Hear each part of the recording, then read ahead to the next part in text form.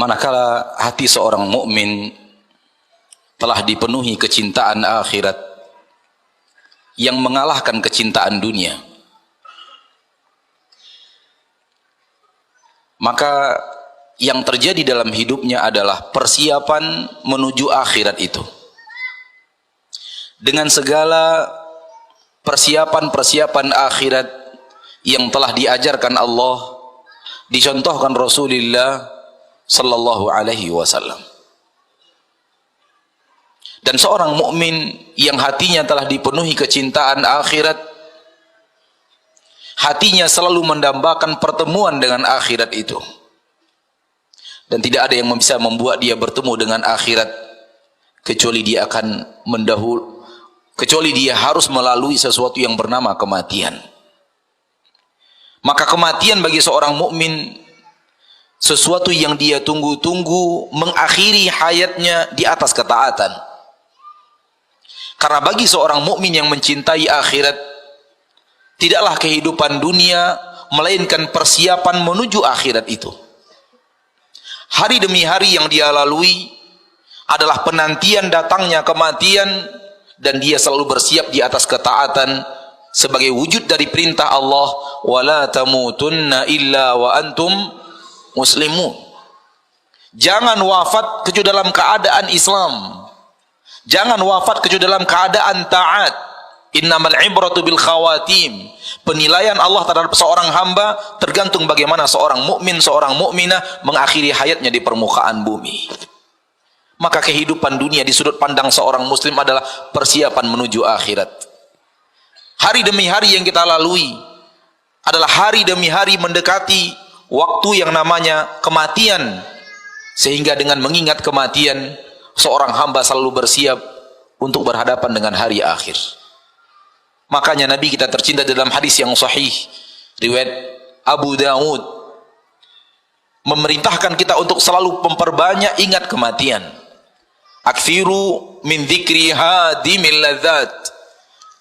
Perbanyaklah oleh kalian ingat yang akan menghancurkan kelezatan dunia. Di dalam riwayat lain bacaannya aktsiru min dzikri hadimil ladzat. Perbanyak oleh kalian selalu mengingat pemutus kelezatan. Lihat bagaimana Nabi kita tercinta sallallahu alaihi wasallam memerintahkan kita untuk selalu ingat kematian, agar kita bersiap untuk apa yang terjadi pasca kematian itu. Kalau hidup kita di permukaan bumi tidak cukup satu hari, maka kehidupan kita di hari akhirat adalah untuk selama-lamanya tanpa batas waktu. Dan seorang yang cerdas adalah bersabar dalam kehidupan yang tidak cukup satu hari, menanti datangnya kematian untuk kemudian menikmati kenikmatan selama-lamanya di kehidupan tanpa batas waktu. Dan itulah kehidupan seorang mukmin yang diajarkan Allah tabaraka wa taala, yang diajarkan dan dicontohkan Rasulullah sallallahu alaihi wasallam. Orang mukmin bersabar dengan kehidupan dunia, baik di atas ketaatan dia tetap bersabar agar tetap kontinu di atas ketaatan, baik terhadap maksiat dia tetap bersabar agar bisa terus menjauhi maksiat, agar di atas seluruh bencana dia tetap bersabar atas ridho tentang keputusan yang diberikan Allah tabaraka wa taala kepadanya, dengan harapan sabarnya itu akan membawa kepadanya kenikmatan di akhirat kelak. Maka hari demi hari yang kita lalui, bertambah satu hari, bertambah kita dengan lebih dekat dengan kematian. Bertambah satu jam usia kita, satu jam kita lebih dekat dengan kematian itu. Dan Rasul kita Muhammad sallallahu alaihi wasallam menyuruh kita untuk memperbanyak ingat maut. Bahkan Allah di dalam Al-Quran mengatakan, wa anfiqu mimma razaqnakum min qabli ayyatiya ahadakumul maut. Yang Allah firmankan di dalam Al-Quran surat Al-Munafiqun. Dan infakkan sebahagian dari yang kami rezekikan kepada kalian sebelum datangnya kepada kalian kematian. Allah menyuruh kita berinfak sambil ingat mati, sambil mengingat kematian. Fayaqula rabbi laula akhartani ila ajalin qarib fa asaddaqa wa akum minas salihin. Jangan sampai setelah datang kematian baru kalian mau berinfak. Lalu berkata Rabbi laula akhartani ila ajalin qarib. Rabbku, undurkan sedikit kematianku walau sesaat. Fa'as-saddaqa, aku ingin berinfak, bersedekah dengan hartaku yang ada. Berkata para ulama ahli tafsir di dalam ayat ini, orang kafir di saat kematian datang dia baru sadar harta yang dia kumpulkan tidak akan bermakna apapun dalam kehidupan akhiratnya. Maka ketika itu dia ingin menginfakkan hartanya di jalan Allah, akan tapi Allah tidak akan terima itu. Maka infakkan harta kita untuk persiapan setelah kematian. Akan tetapi orang-orang yang hatinya dicintai, dipenuhi oleh kecintaan dunia, bagaimana dia akan berinfak untuk akhiratnya? Maka seperti yang tadi dikatakan oleh Al-Ustadz Badrus Salam, akan ada bakhil bagi orang-orang yang mencintai dunia, karena tujuan hidupnya untuk menumpuk dan menumpuk kenikmatan dunia.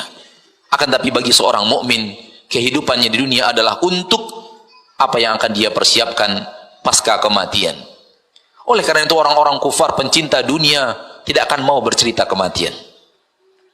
Kematian bagi mereka adalah pembicaraan yang tidak perlu dibahas. Karena mereka ingin hidup selama-lamanya, ingin hidup 1000 tahun. Yawaddu ahaduhum law yu'ammaru alfa sanah.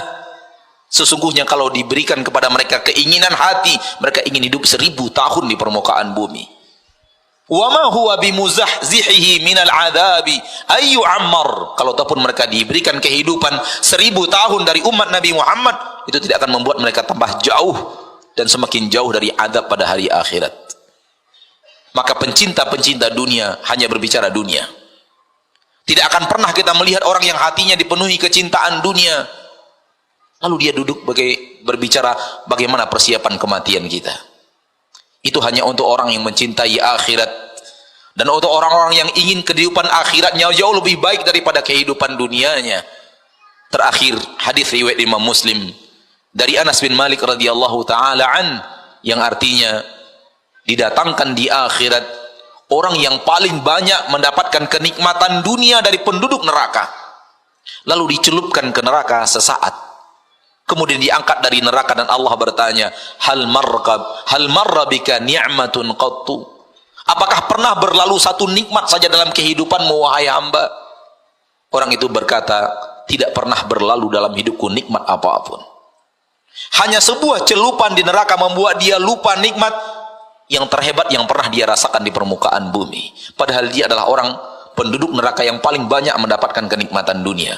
Sebaliknya, akan didatangkan penduduk surga yang paling banyak mendapatkan penderitaan dunia dari penduduk surga, dimasukkan ke surga sesaat, dikeluarkan dari surga, lalu Allah bertanya, hal marra bika bu'sun qattu? Apakah pernah berlalu kesulitan, kepedihan dalam hidupmu wahai hamba? Ia menjawab, tidak pernah berlalu sedikit pun kepedihan dan kesulitan dalam hidupku. Sesaat di surga membuat dia lupa seluruh penderitaan dunia. Maka inilah yang harus kita usahakan.